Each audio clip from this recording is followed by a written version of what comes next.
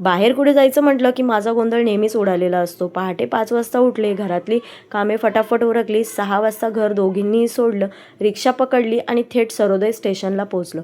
असं वाटलं होतं की आपण लवकर निघालोय की काय, पण तिथे पोहोचल्याच्या नंतर बघितलं भरपूर लोकं 5-5:30 वाजल्यापासून येऊन उभी होती आणि तुम्ही लालपरी बघून तुम्हाला कळालंच असेल.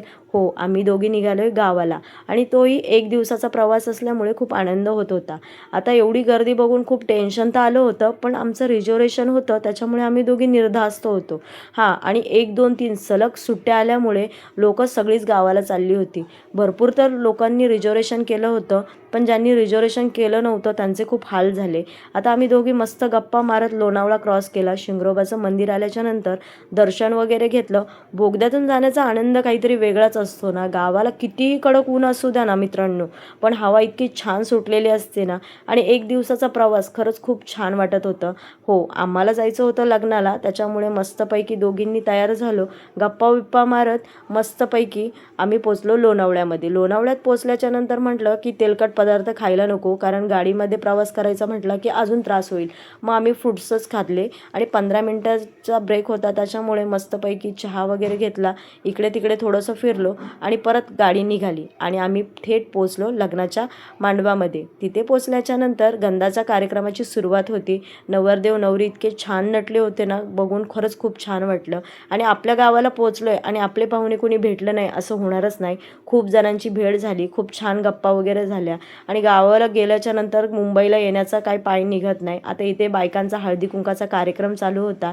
एकीकडे वाजंत्र्यांचा गोंधळ चालू होता. मुलं अशी छानपैकी नाचत होती. बघून खरंच खूप छान वाटलं. नवरी इतकी छान नटली होती ना आणि आहे ना हॉलचं डेकोरेशन तर इतकं छान होतं ना, खरंच खूप छान वाटलं. मस्तपैकी आम्ही एन्जॉय केला लग्न. नंतर म्हटलं चला जेवून घेऊया. आम्ही दोघी जेवायला बसलो. माझे मिस्टर म्हटले थांबा तुमचा फोटोच काढतो जेवताना.